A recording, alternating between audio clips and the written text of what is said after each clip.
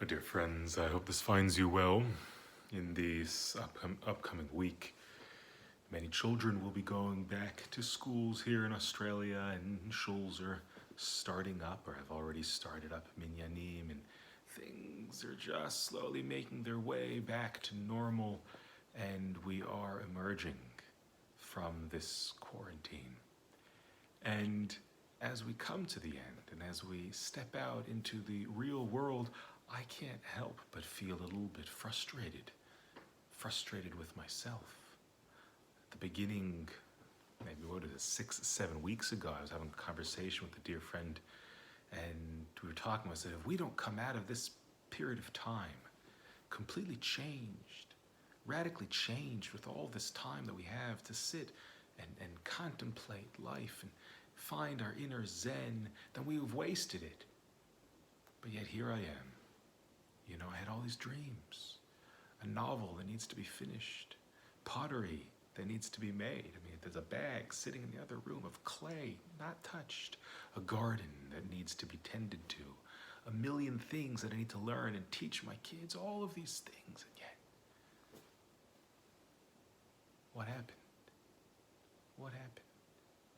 Well, life happened. Homeschooling happened. Stress and anxiety happened. Life happened. So here we are, coming out, and maybe you feel the same way. Maybe you took up a hobby, and maybe you are a changed person. I don't know. I am a few pounds heavier, I think. But I don't know. How have I changed? How much have I grown? Was it reasonable to expect such change in such challenging times? I don't know. But yet here we are. And even just the question, right? Even the fact that I can be beating myself up over not growing during the time of the pandemic, what a selfish thought, right? People are dying out there. The world seems like it's crumbling, and here I am, I didn't make the pottery, right? That's a selfish thought. But yet here I am. Here we are. A couple days before Shavuot. A couple days. Are we ready to receive the Torah? Am I ready to receive the Torah? Do we not need to build? Do we not need to grow? Do we not need to climb up to the top of the mountain, counting the Omer, getting ready, and then we receive the Torah when we are worthy?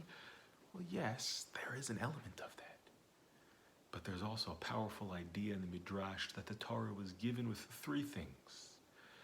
With fire, with water, and with wilderness. And with water. Why water? The Midrash brings a verse to prove that, but the idea is that just like water flows down to the lowest places, so too Torah flows down to those who are low and those who are humble. And so maybe when we are humbled by life, maybe when we are aware, cognizant, like we really should be right now, that we are not in as much control of our lives as we thought we were, maybe then we can hear what the Torah is really trying to say to us. And the wilderness is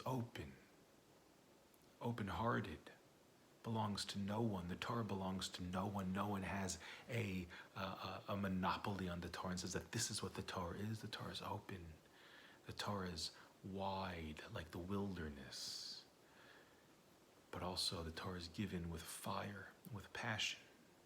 The Shem Mishmuel says it's got to be given, it's got to be received with passion, but not a passion for saying, I know exactly what it is, but rather from a passion saying, Hashem, I've got no idea, but I want to know, I want to grow.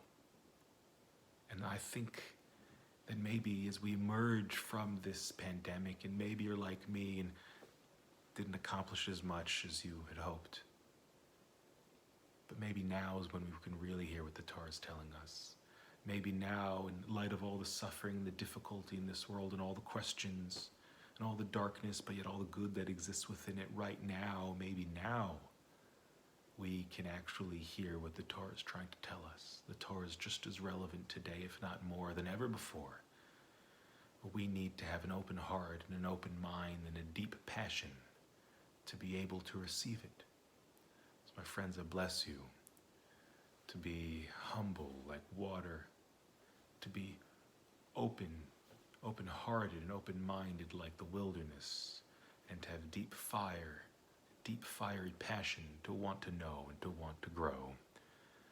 And let's hear the Torah. Let's hear the Torah that we need to hear today. Shabbat Shalom.